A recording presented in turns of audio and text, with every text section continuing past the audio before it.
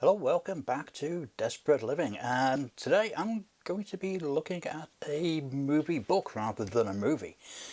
And what a movie book it is. I've been taking advantage of the Black Friday sales on Amazon, and yes, I'm aware that even as I say that, some of you will be taking to the comments to tell me how evil and awful Amazon is and you shouldn't buy stuff from there and support independent retailers and so on and so forth. And yes, I agree, you're absolutely correct, but at the same time, in the words of Marge Simpson, we can't afford to shop at any store that has a philosophy. This is not a new book as such, but it's not a very old book either, and one that I'm suspecting a lot of people won't have, simply because of the excessive cost of it originally, and that is Tashen's whopping book on The Shining,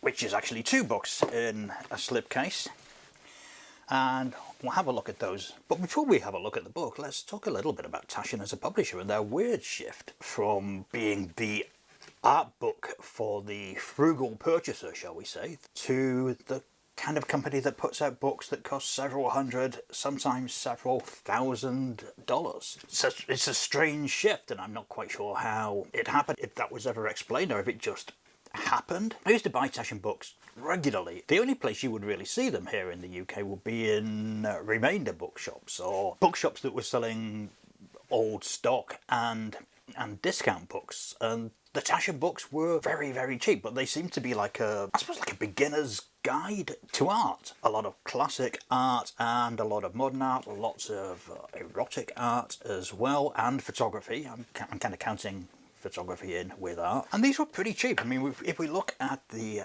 Tashen Cicciolina book, which is fairly standard for the period, it's got a nice 3D molded cover. I'm not sure if you can really see that here on camera, but really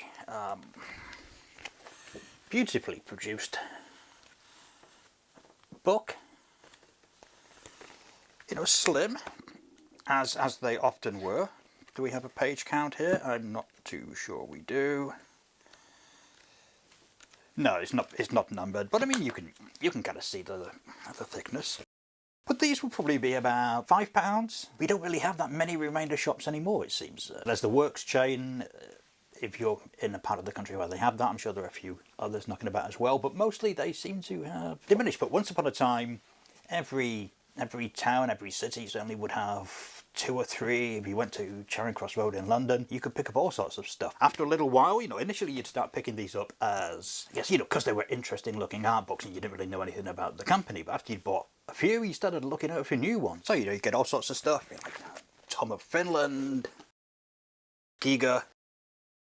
Some of the sexy ones are probably a little bit too sexy cover-wise for me to really share with you here. I mean, yeah, actually the Tom of Finland one does have page numbers, so what have we got here? Yeah, 80 pages, good, solid size. And this was a time before a lot of this stuff was as ubiquitous as it has become now. I think when the Taschen Tom of Finland book came out, there was nothing else out there, really. Similarly with the Cicciolina book. And Taschen did actually publish thicker books as well. There's the Jeff Koons one, Bunny Yeager. The other interesting thing about these books, of course, is that a lot of the Taschen erotic books had images in them that, certainly in the sort of early 1990s in the UK, would technically be classed as illegal pornography. Graphic hardcore images, the Jeff Koons shots with Cicciolina, for instance. Now, the law was always a bit vague on these situations. What was allowed in art, something that wasn't allowed in entertainment. We still have that situation now with British film censors, of course. I'm not saying that these were breaking the law as such, but it was certainly quite fascinating to see very graphic full-page penetration shots in books being sold in high street retailers, and not on the top shelf, whereas the stuff you would find on the top shelf was far less explicit. But these thicker books would probably come in at about, I think these were about £10.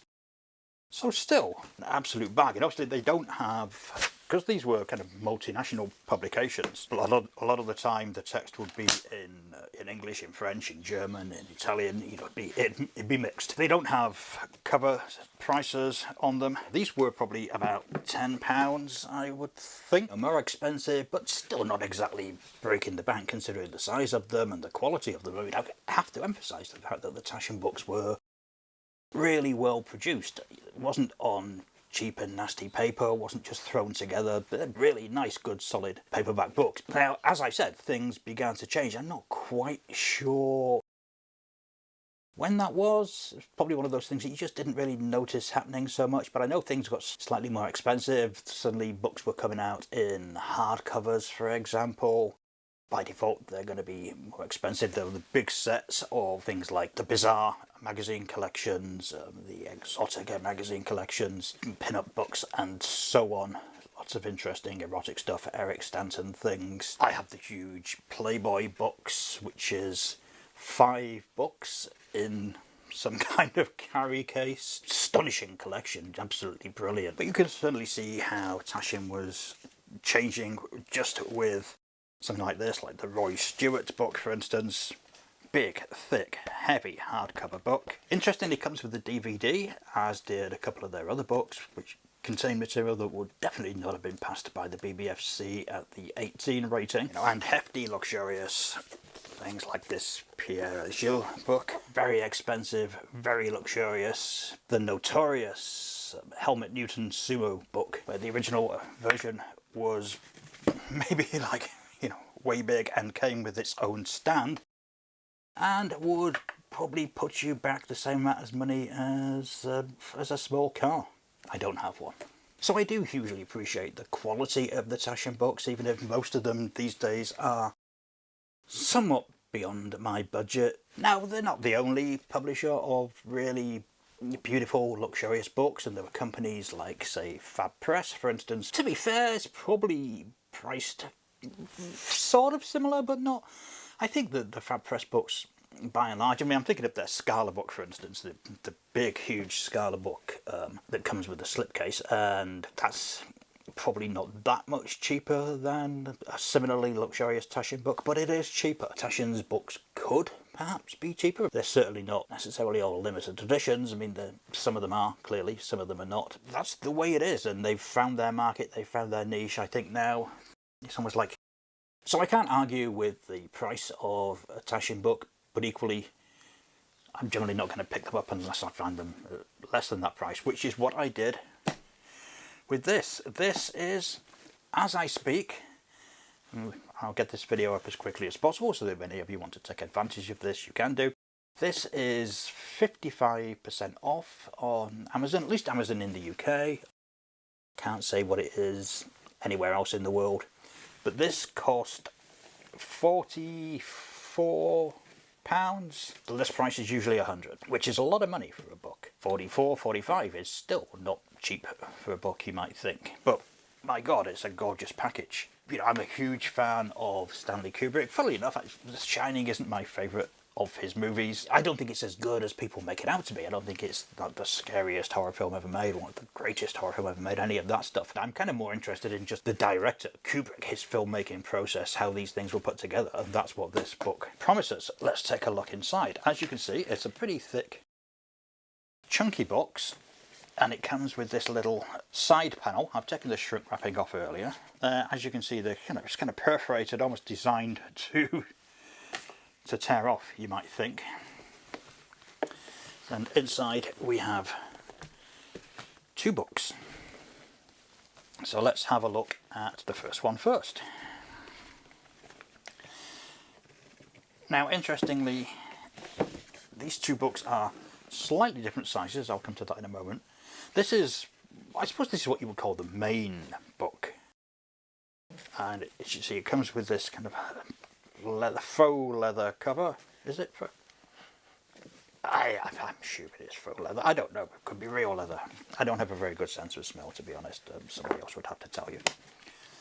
But still, you know, it's an impressive cover. You might have been expecting a hardcover, but I was expecting a hardcover on this, but I'm not complaining about this at all. It's a massively substantial piece of work. I mean, obviously, I haven't had a chance to read this yet. Bear in mind that this is 910 pages.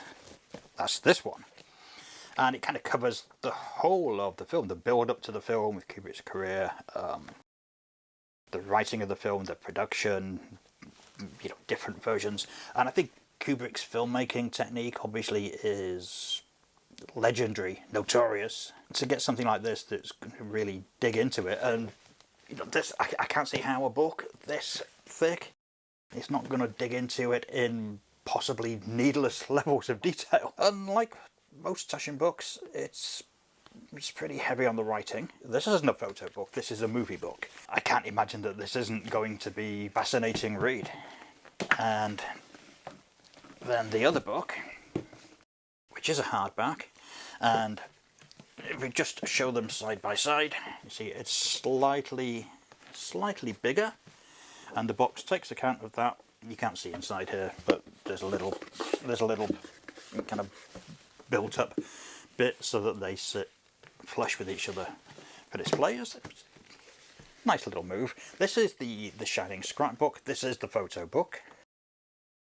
This is full of images, many of which I believe, I've got no reason to doubt it, have not been seen publicly before the publication of this.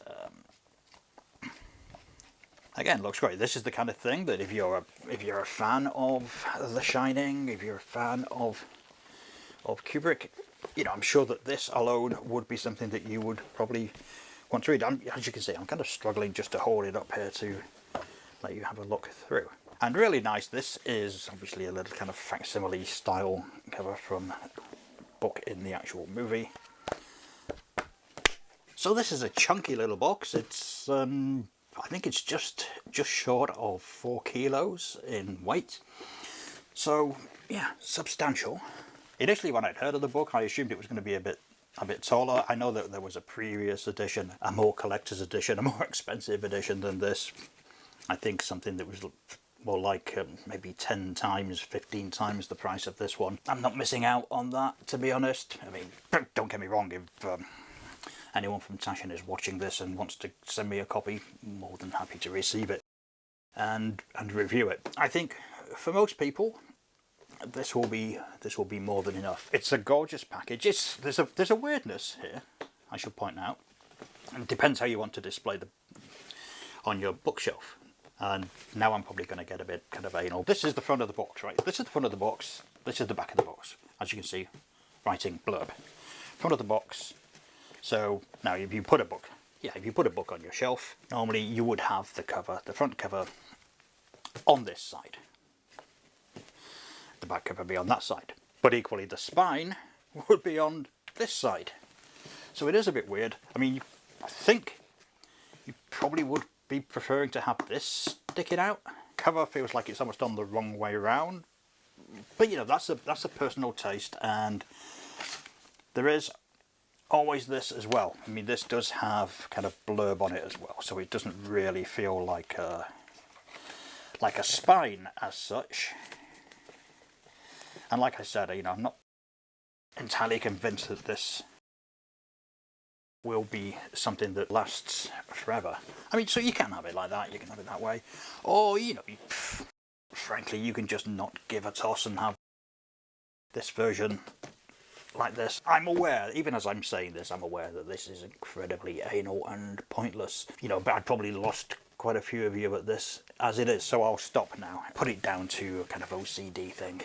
Anyway, I will leave a link to Amazon UK for purchasing this in the description. I heartily recommend you snap it up if you're at all interested in Kubrick, in The Shining, or frankly just in filmmaking. Get it while it's cheap. That's what I say. It's not cheap, but you know, get it while it's cheaper. Would I pay £100 for this?